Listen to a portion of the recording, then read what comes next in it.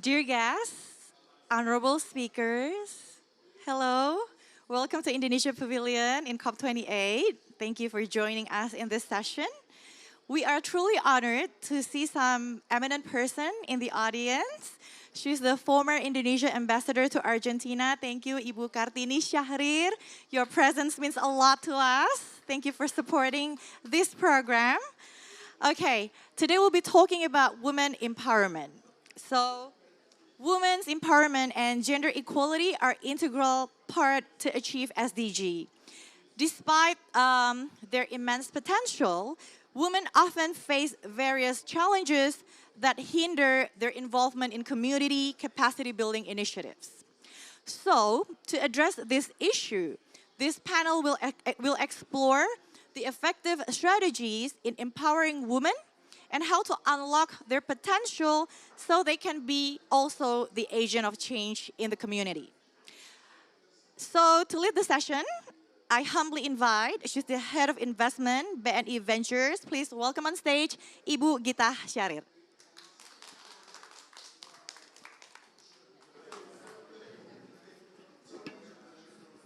Hello. Hi, everyone. Thank you so much for being here. We're going to have an informal chat and learn more about what Indonesia is doing, both from the public and private sector, in terms of empowering women at the grassroots level. For that, I have some amazing women joining me. If I can have Ibu Elim Sritaba, who's the Chief Sustainability Officer of Asia Pulp and Paper. Come join me. Okay. And then if I could have Ibu Nining Susilo, who's a lecturer at our best university, University of Indonesia. And lastly, can I have Ibu Lucia Karina, who's the Sustainability Director of Coca-Cola Indonesia. Thank you so much. Here we are.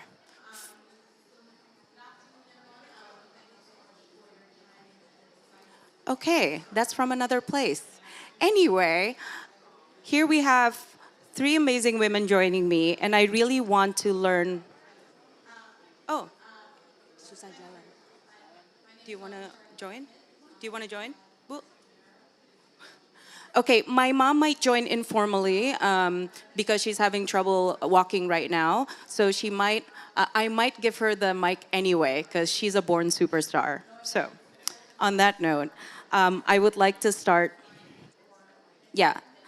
And by the way, that is my mom, Ibu Kartini Syahrir, who was the ambassador to Argentina.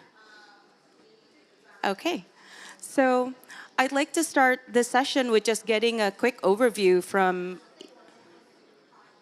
Enggak, susah jalan. Okay. I'll move there. No worries. Okay, awesome. Okay, so if I can start, and I'd just like to ask from APP, just wondering if you could give us an overview about how your company is actively working towards empowering women at the grassroots level, especially in communities around your production area. And if you can also share a little bit about what challenges you face, that would be amazing. Thank you. Thank you, Gita. Good afternoon, everyone. So APP is a pulp and paper company, one of the biggest in the world, and we are the biggest in Indonesia. So basically, start with our core strategy, sustainability roadmap vision 2030. So we have three pillars within our vision,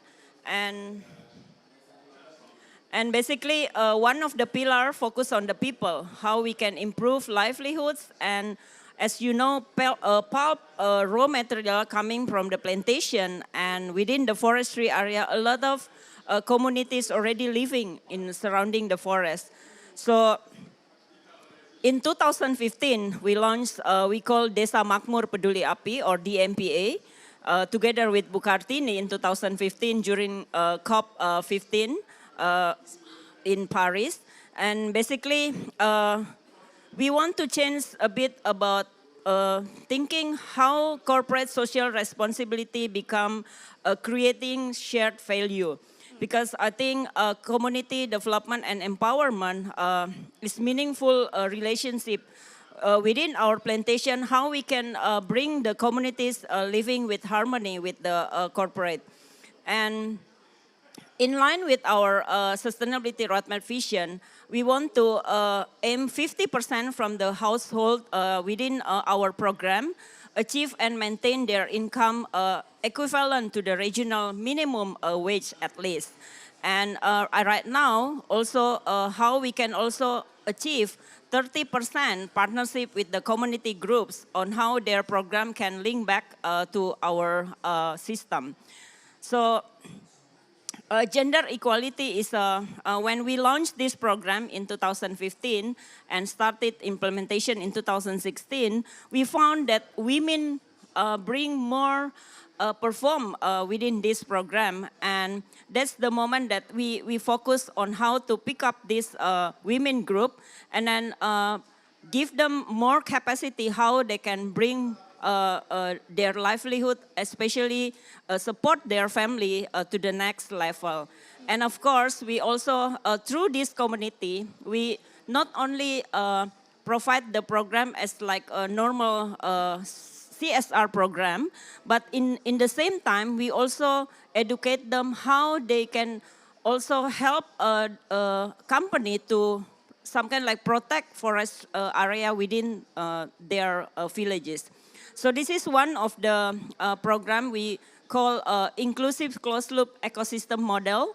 So to bringing them to the next level, because we know that cannot only corporate alone to working, and they need to also support from the government, financial institution, how they can get easy access to improve their program.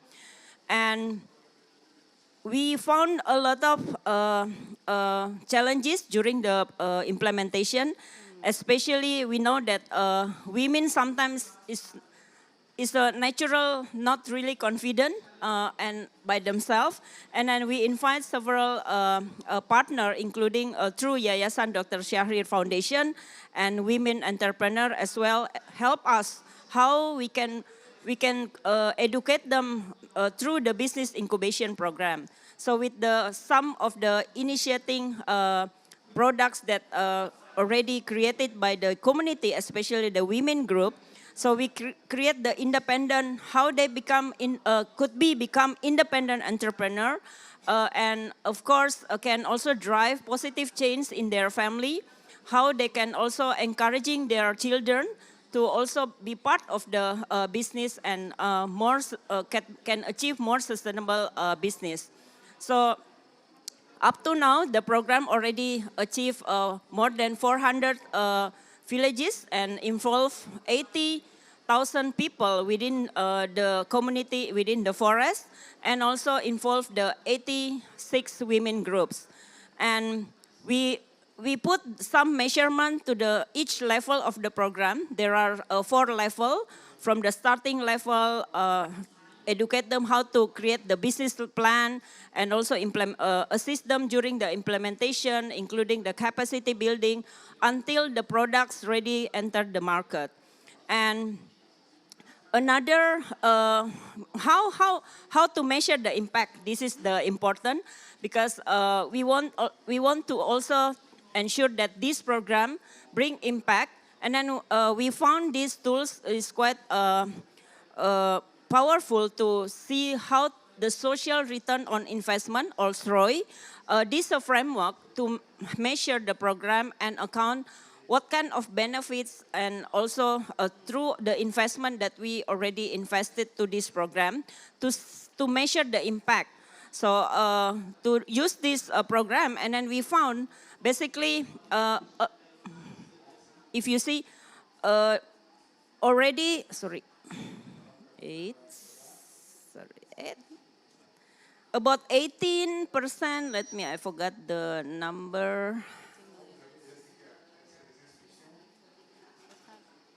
So around 22% from the total program that we already in the level 4 upgraded to the next level, achieve SROI more than 1. And not only more than one, but basically we found like around two. So from the investment value, we found the SROI rating or index achieve around two. So means whatever you invest, that can be double in terms of benefit.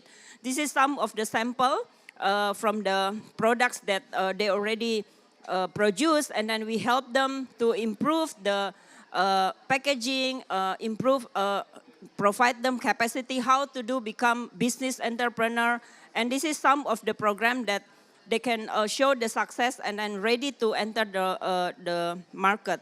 So right now, some on the product already in the review with the karya perempuan, who I think the quality checking within the organization, how they can enter the market with the sustainable.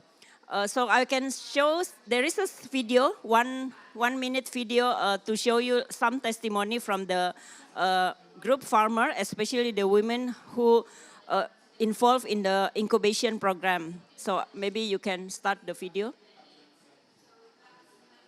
And then after that, I offer back to Gita. Thank you.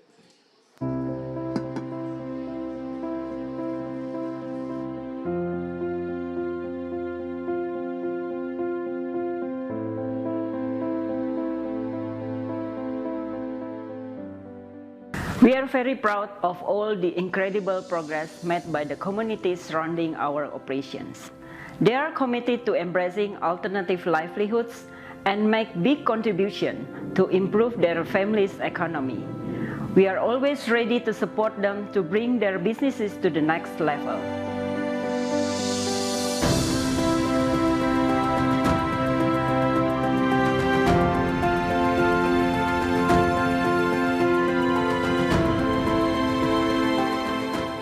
Dengan mengikuti program CSR PT Indah Kia Tangerang dan pelatihan-pelatihan yang diberikan, kami merasakan dampak positif, tidak hanya meningkatkan pendapatan, tetapi juga memberikan rasa percaya diri yang lebih besar.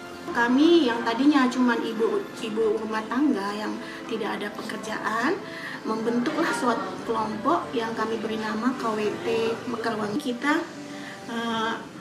belajar lagi memperdalam mulai dari pembuatannya sampai ke packagingnya. Kita bisa menjual dalam satu bulan itu 100 sampai 200 kilo per bulannya.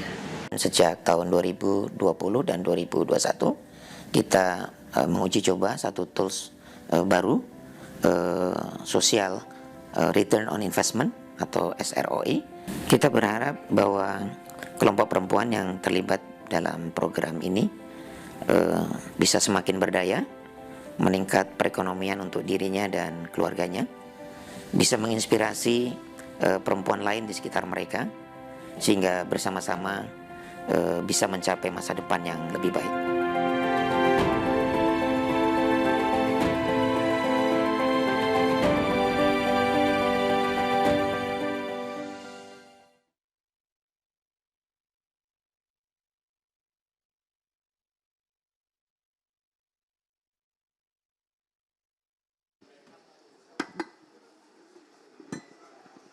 Hello? Hello. Okay.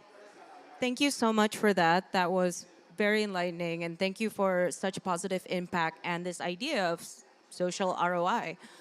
That was very, very enlightening. So now I'd like to ask Ibu Nining something. Okay, she's like, oh. Okay, I'd just like to know, can you tell us or give an overview about the current landscape of women-led entrepreneurs, particularly grassroots communities? Also, what role do women entrepreneurs play in fostering a sustainable development? And if you have any case studies or any stories that you'd like to share on an individual basis, that would be incredible. Thank you. Okay, thank you very much. Is it okay if I show the slides? I have the slides. Okay.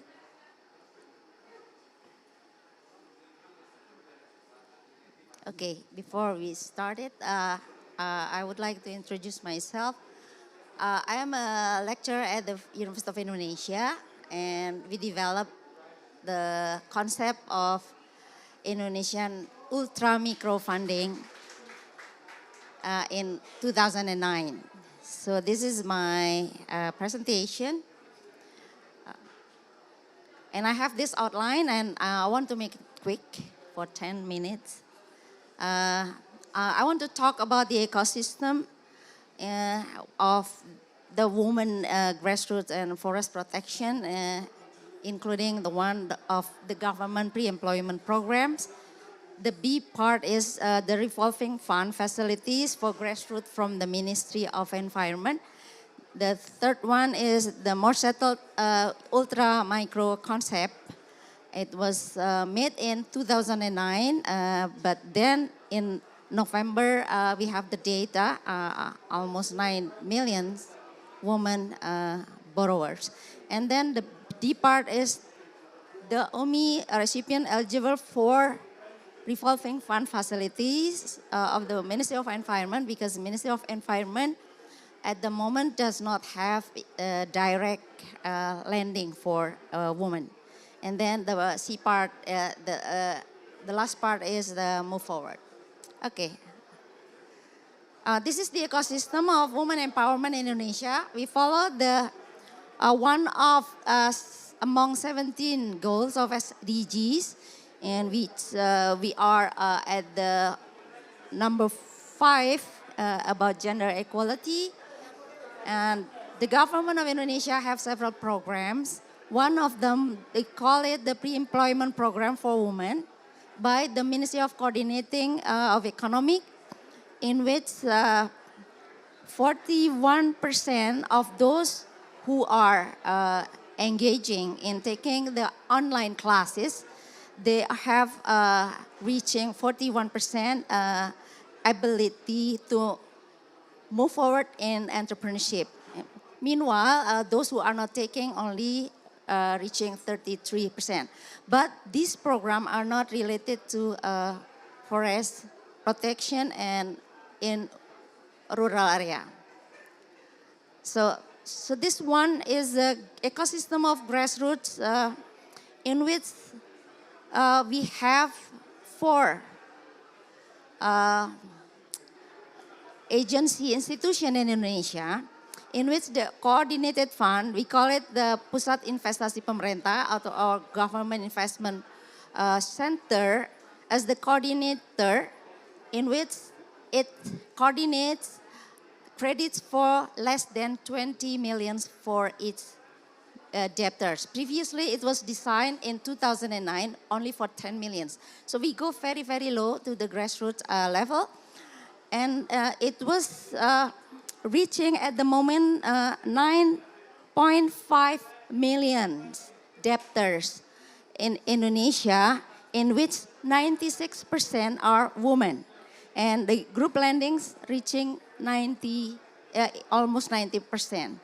The link lenders, microfinance institution are PNM, it's a state-owned enterprise, Pegadaian, and other non-bank financial institution, and then Bahana, Arta Ventura, and about 60 cooperative. Those developing this concept was based on the university role, in which we created that should be tiny lendings and frequent repayments. So the non-performing loans are very, very low up to now, even though we are reaching almost 9.5 million people. And the grassroots, unfortunately, when we talk about grassroots recipient for forestry is only 3%. And the compulsory is for empowerment of the woman. And now we are reaching the B part. We have the government of Indonesia, Ministry of Environment, have the revolving fund facility for grassroots and gender equality, but it's not yet settled because it was just developed into 2020. And which government regulates that the benefit of this program should be individuals, adat law community, government listed company groups, government institution, non-government institution, business entity, and education and research institution. Now we move forward for the UMI concept. The UMI concept was developed based on a university grant, and the concept was promoted to the mayor of Depok, but it was rejected. And then I went to meet Pak Jokowi when he was the mayor of Indonesia in 2010, and he accepted. But then it was canceled because he became the Jakarta governor and then later became the president. And then I sell the concept to the Ministry of Social Affairs, Ministry of Environment, and Ministry of State Enterprise, but it's not fit. Then Minister of Finance invited me on December 2014, and we tried to modify the Kredit Usaha Rakyat or People's Credit business. And then Pak Bambang Brojonegoro accepted that concept as a microfinance, but 2 days later he was reshuffled. And then and the next year, Ibu Sri Mulyani signed because it was already given with the state-owned money. The legislative already disbursed 1.5 trillion. And then after Bu Sri Mulyani signed that concept, the legislative also added another 2 trillion, 2.5, and 3 trillion. So at the moment, the amount of money disbursed for this concept is 10 trillion rupiah. And then in 2019, Pak Erick Thohir, the state-owned minister, created the UMI holding UMI. So it's a kind of like when you step more forward, increasing the scale of the woman enterprise, mostly women. And this is, I have the YouTube, but it's unfortunately it's in Bahasa Indonesia, but you can click this one. This is a very old YouTube. It was uploaded in 11 years ago when I decided to create the piloting in Depok. And on the left hand side, you can see this is the list of the women in Depok that are eligible to receive the funding. And this is the brainchild of the credit information program system that managed by ultra micro funding by the Ministry of Finance. Now, this is the spread of the UMI debtors on November 23rd, 2023.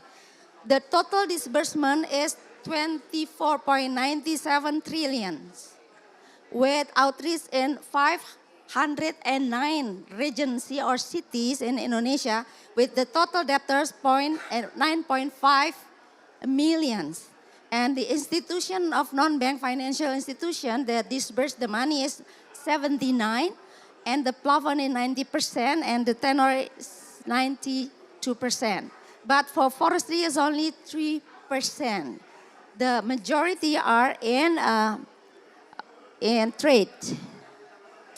Okay, then the woman consists of 96% from the total.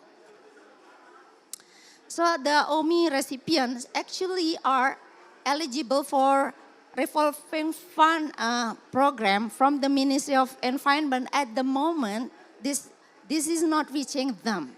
So PIP or in government investment program from the Ministry of Finance is the coordinator for all the borrowing of women, which is less than 10 million. Now the average is 5 million for each woman.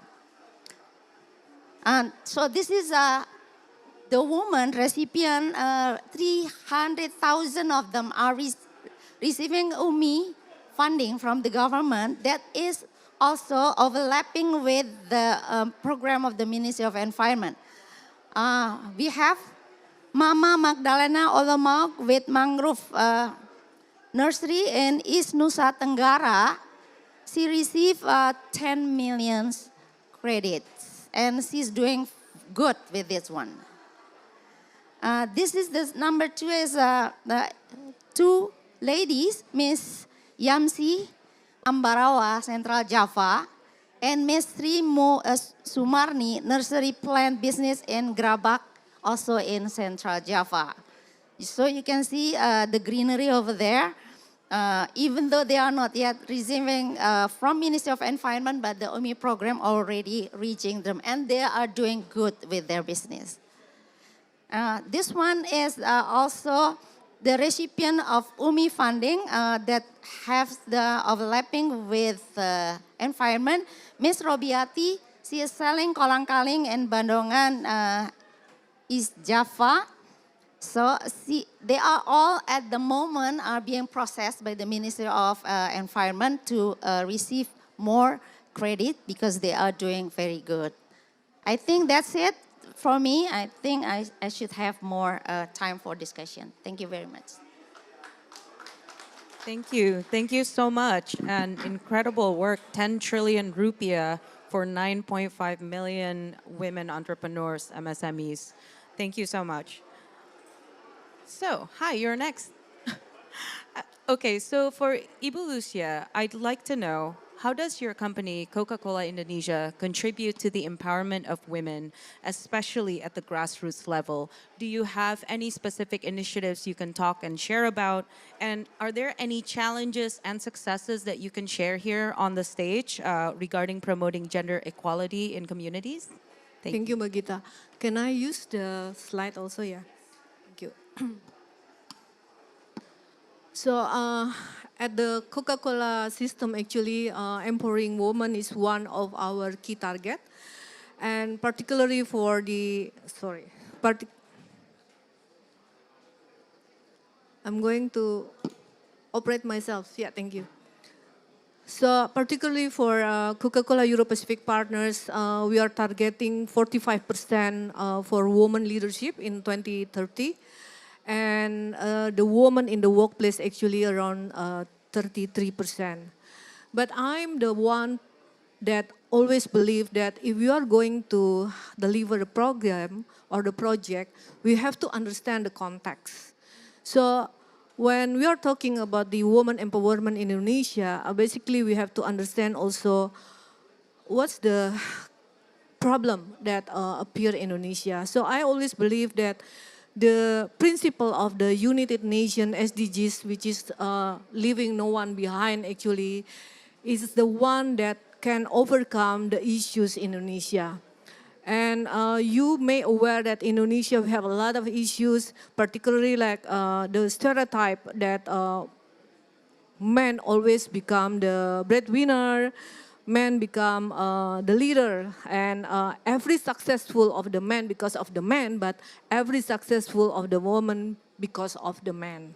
So we need to overcome this one. We are talking about the equality and equity, and we also have to emphasize the non-discrimination, including not only on the community base, but also in the workplace. So based on that, actually, I also believe that the old proverb said that when you educate the man, actually you only educate one individual person.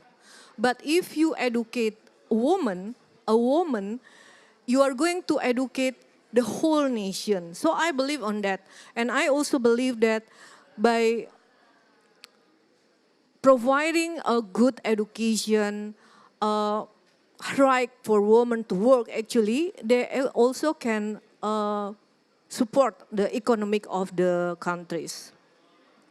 So based on the data that showing our gender gap index in Indonesia, actually we are placed on the 92nd out of the 142 countries. It means that the gender gap still exists in Indonesia, and then we are still long away. So I think this is important, knowing that 61% of the women actually working on the informal sectors. As we know, in the informal sectors, there is a pay gap, also unfair treatment for them. They're not allowed to get more benefits because this, some people say that you already get from your husband. So we can't give you more pay because you are not, you are going to get from your husband, so you are going to get double income, which is not right. So that's why this is one also that we identify while we are building the program. The other thing is also that if you see in my slide, actually, this is the fourth main problem actually that we have identified when we developed our community program. Number one is the practical norm in Indonesia that men always right, men always the leaders. So they put women behind their family, behind their friend, and etc. And the second one, actually, the unequal distribution or unpaid work. I know that even though it's a big companies, they still put the wages of the woman actually behind 10 up to 30%, the gap between the male. And the other also lack of supportive infrastructure and policies. We are talking also about how we can enforce the government actually to issue the regulation that also can protect the rights of the woman. And the other, and last but not least, actually the skills and opportunity gaps. So what we have done for internal employees in Indonesia, Coca-Cola Euro-Pacific Partners, so we are actually having like a female platform. So not only for training, but also we build the career path for the female, and we do the coaching or mentoring from the leadership. So there is a group that they can have coaching or mentoring and also monitoring of their successful. And the second one also we give like not only for the technical capability program, but also on the leadership training. Luckily now in Indonesia, we already have 38% for female leadership out of 45% of our target in 2030. But still have a homework to achieve the target for the woman in the workplace because we still have 12% out of 33% based on the November data. So I'm going to continue with the community based on your question, Mbak Gita. So we actually believe that if we empower the woman surrounding our operation, actually, it's going to help. It's going to help the business and actually also help our people. Why? Because if those women actually have a strong and also fully supported with the economics values, they're going to give more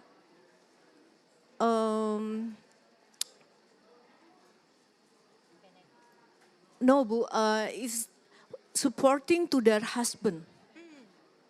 And this is important because when we are talking about the grassroots communities, we are talking about the families that their husband actually working as a workers in the manufacturing, or it's really, really low economic income.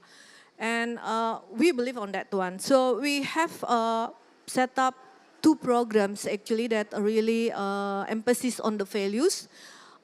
First is the micro enterprises program. We have introduced this program since I joined in Coca-Cola back in 2016, but we do a lot of improvement. And lastly, we actually embedded the net zero carbon to this program. Means that when we do the training to those micro, small entrepreneurs, actually, we teach them to have a just transition. So on their full value chain, actually, they have to understand when they produce or use the raw material, there is no waste. And when they set up the distribution, actually no carbon emission. So we built those program actually, and now I'm lucky also that Apindo wants to adopt the program. Also we call now Apindo UMKM Merdeka. And based on this program, actually we have identified several communities and several women. And luckily also that with this program we have, I think, 7 pillars ya Bu Nining ya, because Bu Nining also helped me to create the curriculum. So from this program actually minimum improvement on the economic scale at least 5 to 7 times of their revenue. And now they become the female leaders. The second one, actually, the second program that we also established is the West Bank community base. On the West Bank community base is also the same. Even though Coca-Cola actually producing the plastic bottle, but we are not only teach them in sorting the plastic bottle. We actually teach them how they are creating a values from the whole waste, including the organic waste. And based on this program, actually is creating a lot of micro entrepreneurs program, including from the organic, they produce to maggot farm, which is now maggot become one of the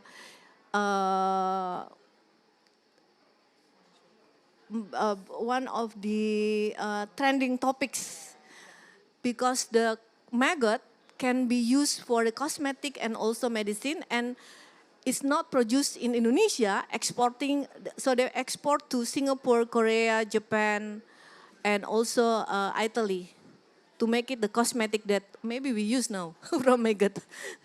And the other things also, we work, of course, with the plastic bottle recyclers, which is under Coca-Cola Euro-Pacific Partners, to produce the plastic bottle become the plastic again, and other initiative. One thing that I always believe, if you want to start and you want to have a successful program, you have to work based on the local context. Understand and approach the local leaders there. So we need, on this program actually, what I said to the team actually, we can't do by ourselves. We have to engage with the local leaders who understand what's going on there, who believe that woman empowerment actually is crucial to help their cities or their communities. The second one actually, also we need to choose the leaders from the female itself. So this slide actually showing 4 female leaders that working with us. This is just an example because we have a lot of female leaders. The first one actually is the wife of the Metro Lampung mayor. She's a doctor, Ibu Sylvia. She run the local based community West Bank. So now she managed 22 West Banks. Before actually, she's not really believe that we can do it, but until now, Bu, she's become one of the ambassador for the West Banks. The second one, Ibu Umi Tuti, also the same. She's a lecturer in the university in Jakarta. And now she's also become a leaders in managing the waste. The third one, Dr. Irina, I don't know why it's 2 of them actually doctor. So Dr. Irina now is working to stop the sexual harassment within the waste pickers community. And she built a school to preventing the children actually for young age marriage, because some of them actually after they left the elementary school, they just married, and the next year they deliver the baby, and the next year they're going to divorce, and the next year they're going to marry. So this is a problematica in Jakarta, but maybe some of you doesn't know about it. So then we also managed to teach or empower the communities in Bali. Last but not least, I believe that we can't do by ourselves. We need the male ally. I know that some of you are men here. So we need to work together. The collaboration is the key. So if we want to have a successful woman empowerment, then let's go and work together. Thank you. Thank you so much. And I love that you brought up local context. This is so important. Just really quickly, I had investments at one of the national banks, one of the state-owned enterprise banks, and I launched the Impact Initiative. And oftentimes when we think about impact or anything in sustainability, it tends to have a paternalistic frame of mind, which is let's go to these poor countries, let's go to these global south communities who need our help, and we teach them because they must not know anything. But when you talk about local context, as you said before, there's going to be a lot of indigenous wisdom that was simply not taken up by developed countries and their academic institutions. But it doesn't mean it doesn't exist. So this question is for Ibu Elim. I really want to know, when you first came in and you're doing your work now, what indigenous wisdom have you learned and you are trying to develop and optimize there so that the solution becomes tailored for that context? Thank you. Thank you, Gita, for the great question. So basically, when we launched this program in 2015, we allocated fund 10 million US dollar to some kind like a provide them as a seed funding to start any program from the locals. So in the first stage, I agree with Lucia, Karina said that we have to appreciate the local context. So sometimes I think we also learn from the past experience. We don't want to drive whatever program that company thinks that this is good for them. So when we start this program, just allocate the fund. We let them come out with the creatively, whatever they want to start, they confident to start, even with the small one. And then we just help them to make sure that they know how to make the business plan. And then to prove it, approve, and then we allocate the fund. So basically, that's the first time we let them think, whatever they think that I can do this, I can earn money, I can earn profit, whatever that they can start. So that's why in 2000, within 1 year, we saw a lot of variety products coming from them, which is basically not really relevant with our business. So like snack, chips, and yeah, I saw Butantri is one of our partner who helps us to do the incubation program. Maybe later on she can say something. So basically, farming, whatever that they confident. And then because of, I also experienced a lot of usually just coming with the theory, right? You have to do this, do this, do this. But I believe just start. Whatever we can start, just start. And then from there, we can start to see which one fail, which one success. And then the fail can learn from the success. And then encouraging. I found that local communities sometimes, they need to see the proof, right? Rather do you just talk, oh, do this, you can get profit, you do this. So experience in 2016 when we start the 1 year and then we review which one success, which one fail, and then how we can help them. And then that's the starting point. We invite more partner, right, to help us. Or this group is need understanding about how to do farming, which group need help in terms of do fishery. So we found a lot of, we segregated the program and then we connect with the right partner. So I think that's, and then after this 5 years, we can see a lot of more opportunities for them and to unlock their, creatively on the ground. Because rather than we teach them or sometimes like we think that this is right for them. So this is, I found really powerful to let them creatively open up whatever program, and then again with the small confidence, and then we as a company only help them to facilitate as a seed funding without any interest, and then let them revolve the funding by within the community in each village. And also we only facilitate to connect with the partner, to provide capacity again to connect with the market. And yeah, of course, we will happy if they found the product that connect back with the company. So, and then we can offtake the products. But we don't want to limit them. Like you said, local wisdom is really important, and let them scaling up. And at the end, indirectly, the benefit will back to the company because of they living there, they're happy. They also will help us to protect all the landscape. So yeah, that's the experience from. Thank you. Wow, thank you so much. And I think that is a great example of how private sector can also leverage indigenous wisdom in order to scale themselves up and also increase their way of doing business. So this is for Ibu Nining, actually, because we've talked about private sector, indigenous wisdom, but again, a lot of the questions, especially from developed markets to the global south, is, oh, well, it's not studied. Well, where are the data? I need to see numbers. If the numbers don't exist, that means your wisdom doesn't exist.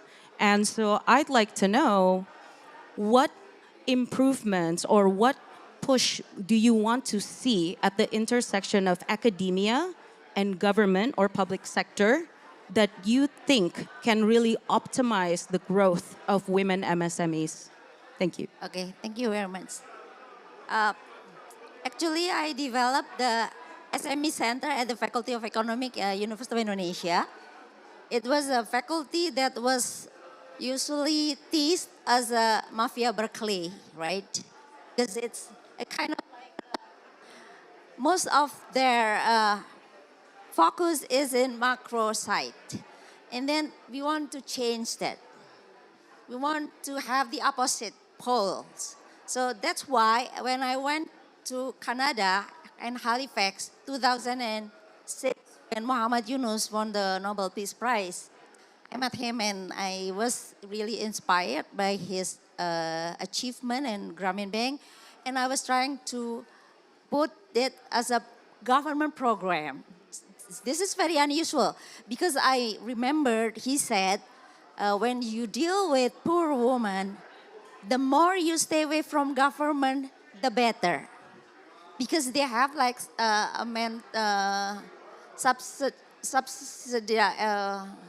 they have the mentality just receiving something for free from the government. So how we have to change that one.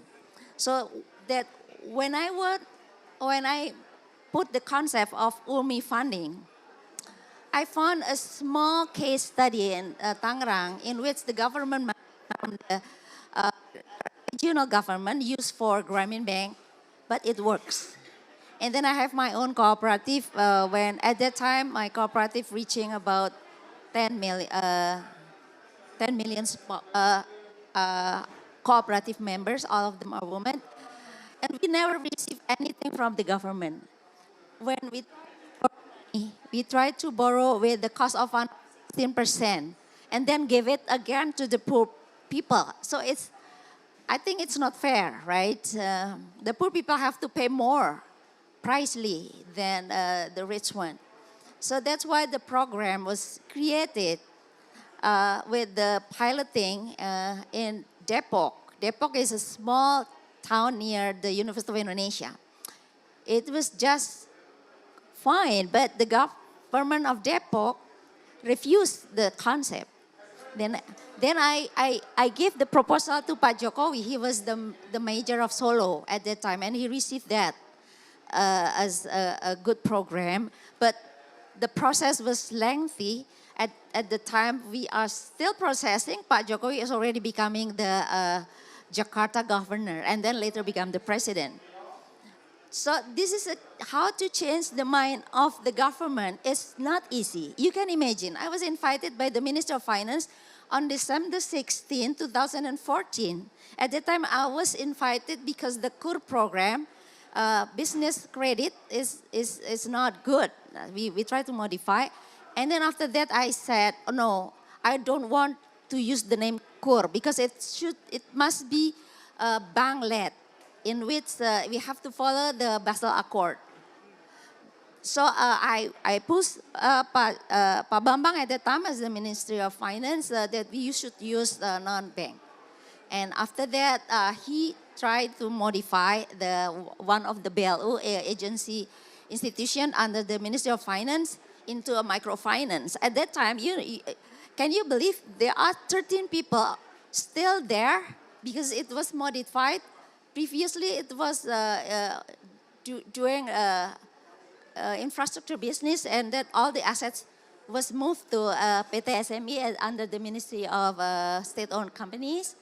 And the leftover, the 10 people in that PIP, Pusat Investasi Pemerintah, when Pak Bambang signed it's a microfinance institution, everybody gone.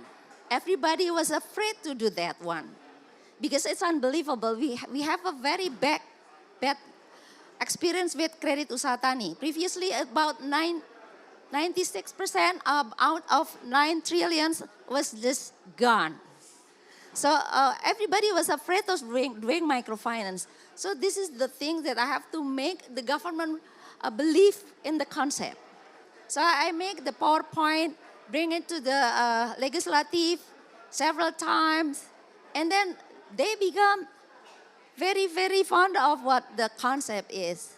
And they give 1.5 trillion at that time. So it takes time, 1.5 trillion, and then the next year after Ibu Sri Mulyani signed it, they added 2 trillion, and then the next year 2.5 trillion, and then 3 trillion. So all the total is 10 trillions for poor women, for this concept. So the total time for advocating this is 9 years. So you can imagine, my husband asked me, you work very hard, you look very busy. How much money that you earn for this one? And I said, oh my God, I work for the poor. Nobody want to give me anything. So I have to make it for free for the nation.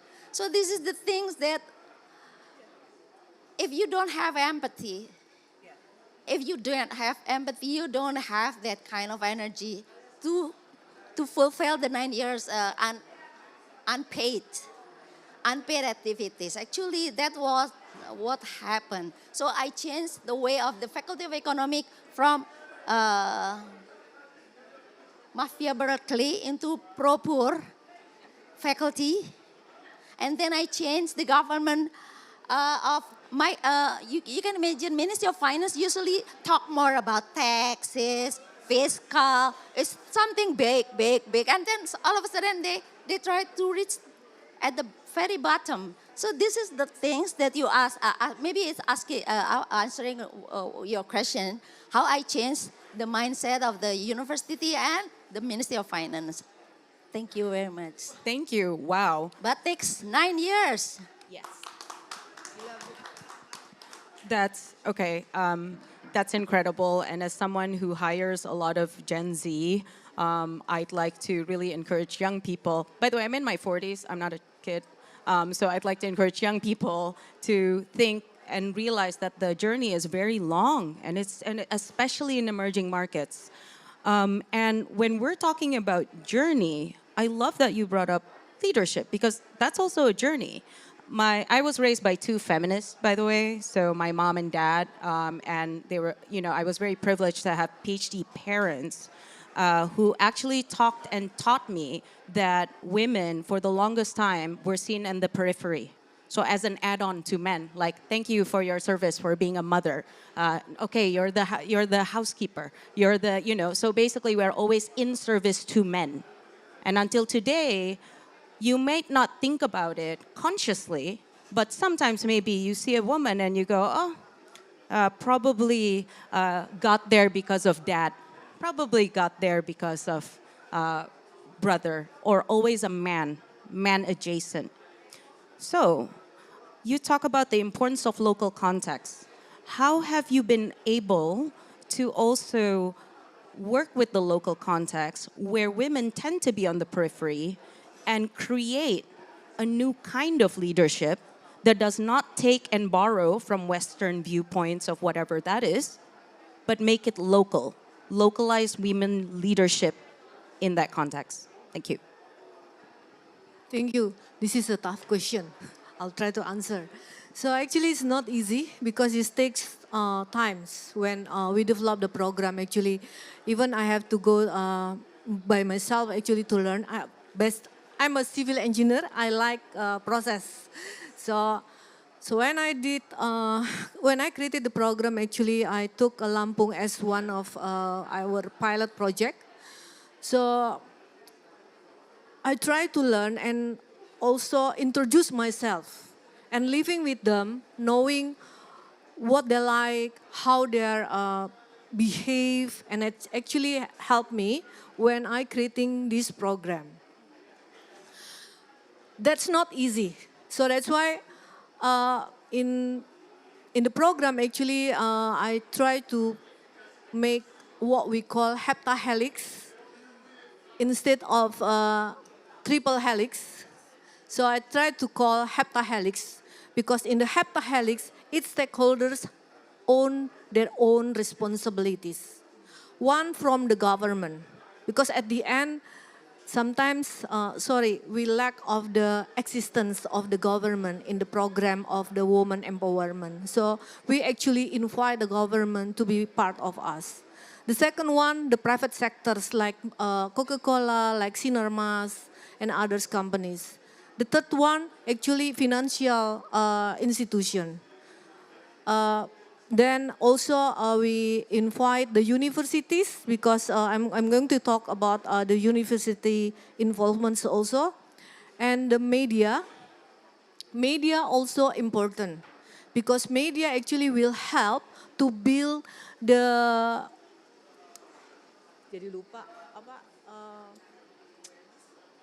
the awareness and also the pride of the woman because we actually working with the media. Can you put this story of this female, successful female in your newspaper?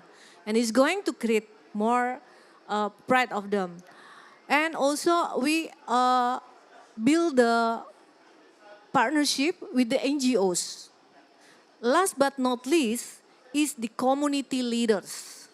The community leaders itself consists of the culture leaders and the religious leaders, which is sometimes we forgot about them.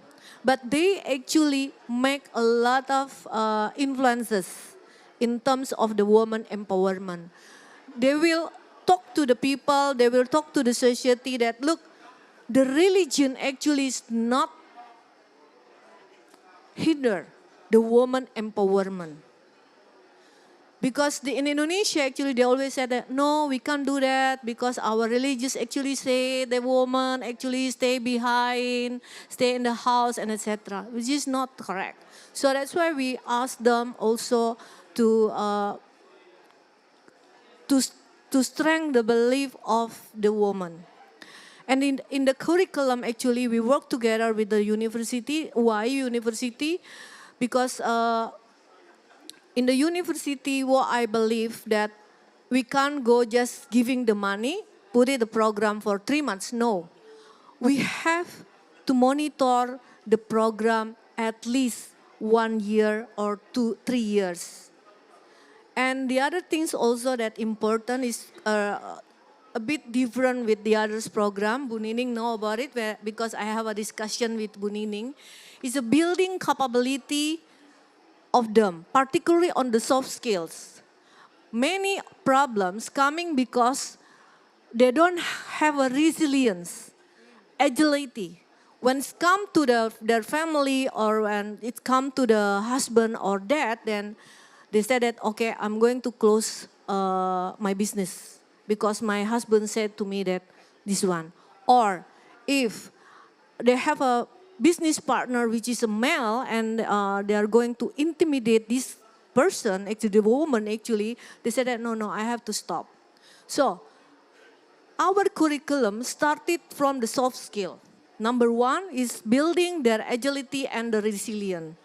The second one actually building the credibility and the trust because we talk to them that if you want to have a sustainable business, then you have to have the credibility and the trust, not only from your business partner, but also from your consumer. So that's actually it's not easy, and it's not many of them actually pass this program for the building the soft skill. In the capability building, we work together with the local leaders because we have to adapt the local context. What is the culture that work on this area? So they're actually helping us. So that's why it's really tailor-made based on the local context. When we work with Lampung, maybe it's different with Padang or with Palembang or in Java itself. Sometimes also the husband said that, why you are only helping the wife? Why you are not extend this program to the husband? So it's, I mean, this actually is step by step, but it looks like it's workable. So that's why early this year actually, I inviting the Apindo actually to build this program and give this program actually to Apindo, become the Apindo UMKM Merdeka. Because I think if we can have Apindo, Apindo have a lot of members across Indonesia. Well, Coca-Cola actually only on the 9 location, Bu. So that's why I really keen to see this program actually workable, and we can also invite more partners, including the local partners. So that's my answer to you. Oh, thank you so much. Okay, so it's been really fun talking to these 3 women leaders, and our time is coming to an end. The thing is, this is COP28, so it's taken us 28 times to try to figure out how do we, continue existing. And so on that note, as someone who's been to COP since 2006, this is a long journey. Do you have any short advice for anyone who's in the movement, especially people who are new, who said, hey, I want to help too? Do you have any advice, knowing that we're not presidents, prime ministers, we're just people? What's your advice for those of us who want to make a difference?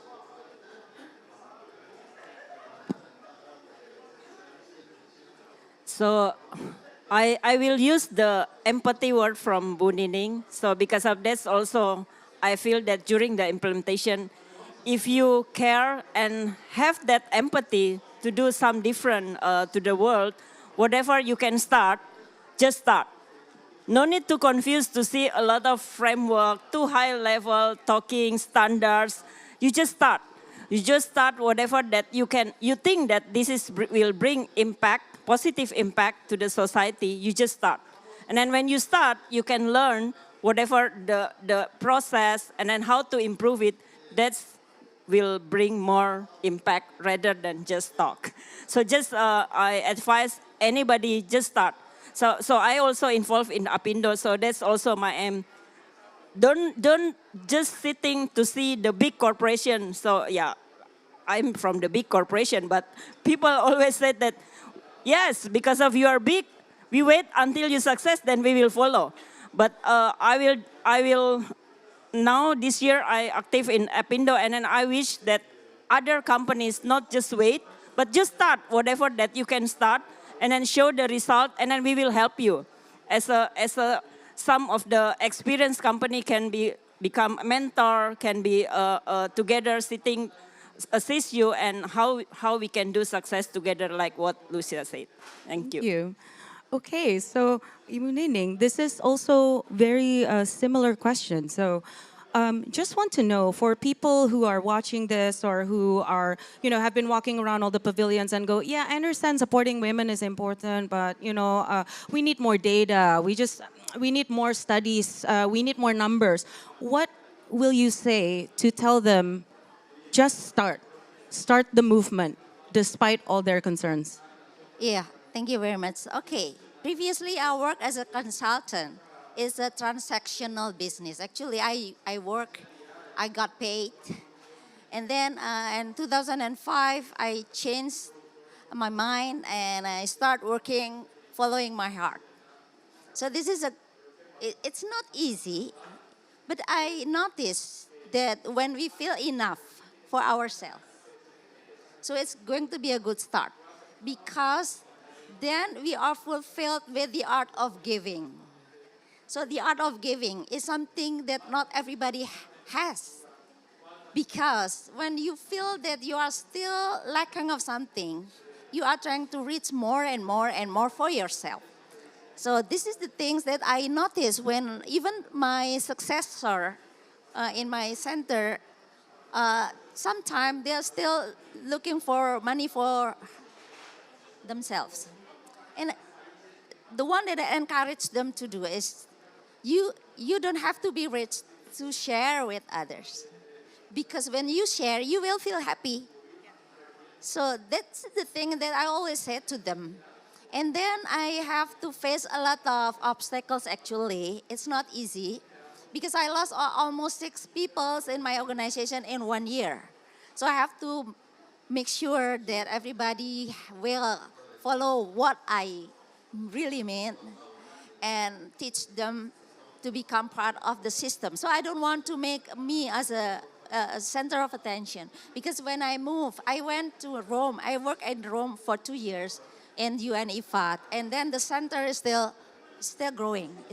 So we developed one center in Aceh, in Palembang. We try to be more sharing knowledge. So if we see the business as a business, and then they ask me, is it a franchise business? No, everybody can just copy paste what I'm doing. I feel honored because I remember one thing. It's in Islam, and when there's someone died and nobody is praying for the corpse, we will be sin, right? But at least one person do it. So we are free of sin.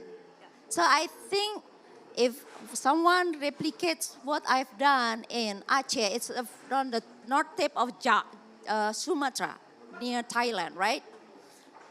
At least someone representing me in that area because I'm not able to go that far. So this is the things that we try to develop is reaching out most people doing what we do. And I feel so honored by the Ministry of Finance accepting my concept, and then I don't have to do that again because they have a lot of infrastructures, institution under them that can just doing the concept, and then we are now reaching 9.5 million debtors, and the NPL is very low, and this in my concept we have to reach about 49.2 million poor people in Indonesia. Now we are not yet. We are just 9.5. So we still some way to go. So if someone want to get involved, because we in the concept we also invite some funding from overseas, like from Asian Development Bank or other international finance institution, and also from the regional government. They have their own money to chip in. So we try to make it bigger. So the snowballing effect will reach 49.2 million people. That is our target when we try to develop the concept. So this is, so just do it. I think just do it. Just don't look back. Just look back only for a glimpse. Only for a glimpse. And move forward and just don't care about what people say. Awesome. You have to believe in yourself. Okay, I think that's it. Thank you. Yes. I'm a big believer of that. Don't listen to what everyone says because it might stop you from action. So in the end, you have the last question. Okay. You have the last question. I just want to have a really short question for you, which is, how would you recommend people also start working with the public sector and bridge that public and private sector alliance and partnership? Thank you. First of all, actually, what we have to start from putting in our mindset that woman empowerment is a crucial or is critical for the sustainable future. And remember again the proverb, if you educate man, you are going to educate only one person. But if you are educate woman, you are going to educate the whole nation. So put in your mind. And I'm not going to say about you have to do this one, but just start from yourself. You can do, even though it's a very small action. You can start by advocating the rights of the woman. This is not only for the woman, but this is also for the man. You can be the ally. We need allyship. So everyone can be the ally. And then the third one actually give more opportunity to the woman. Fight for the equal treatment, but based on the equity, not equality. Because sometimes people forget, they always said about the equality, but actually the equity. You are talking about the working with the government or working with the public sector. Actually, it's easy as long as we can give them a values. I think the government actually will accept. The private sector actually willing to help. Because I did, when I create this program, some people said that, no, you can't attract the government. But then I know, open the door is not easy. But when they know the values, they are going to contribute by themselves. This is also the same with the financial institution. I explained to them, look, this is the project. You are not going to give the financial support to them if the project actually is not really make it. And again, just give it the value and then they are going to contribute by themselves. Thank you. Thank you so much. And that is all the questions from me. But since we have 7 more minutes, can I invite questions from the audience, or if my mom wants to, or if Ibu Tandri, or anyone at all? Hi there.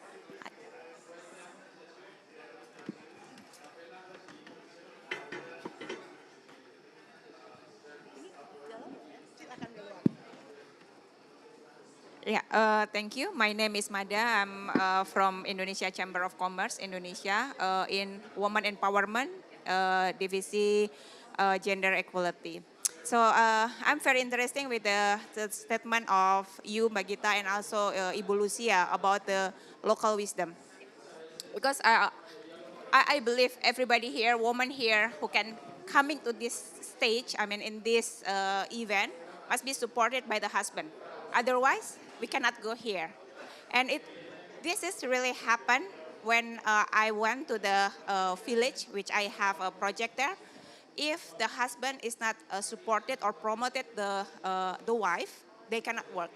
So how about, is there any initiative from you all Ibu here to have like an educated for a husband, how they can accept if the wife can go more higher, especially if they financially is good and everything. So I think it will be a good impact, yeah, for the wife if the husband can understand what the wife's need. Thank you.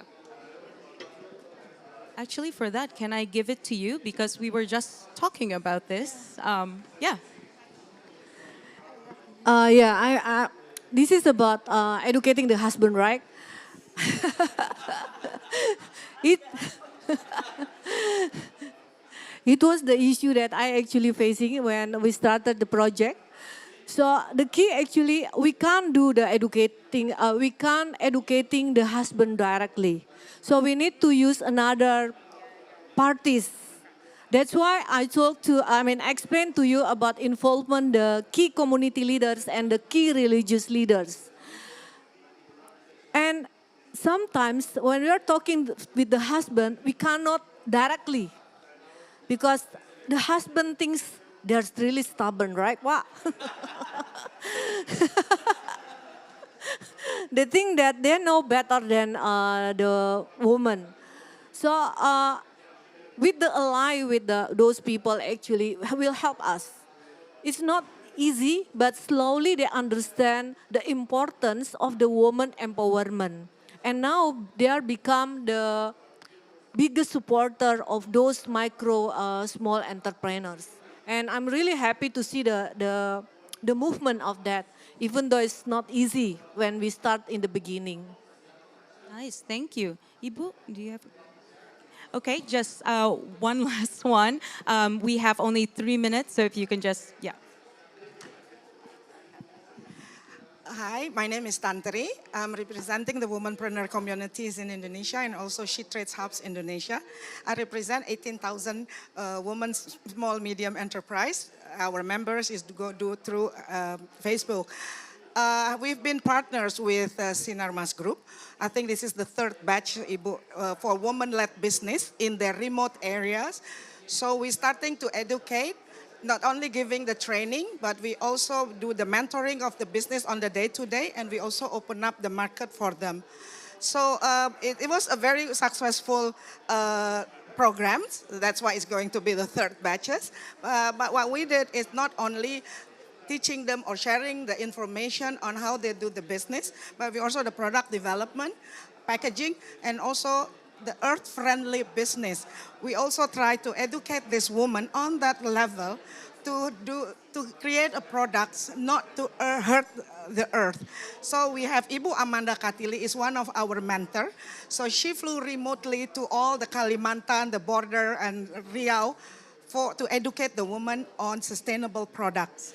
So I bring one of the example of the grassroots from the Zinarmas is the mangrove, sticks mangrove. And also from the sweet potato leaves, it's becoming like nori. It's sweet, I think it tastes better than nori. And this is the product from the Kalimantan and the Riau. Thank you. Thank you so much. Thank you so much for this. Anyway, I'd like to really thank our three incredible panelists and for the wisdom that they give for all of us who are in this for the long haul, because this is a long journey. So as they say, just start anywhere at all, and let's make this a better future ahead. Thank you, everyone.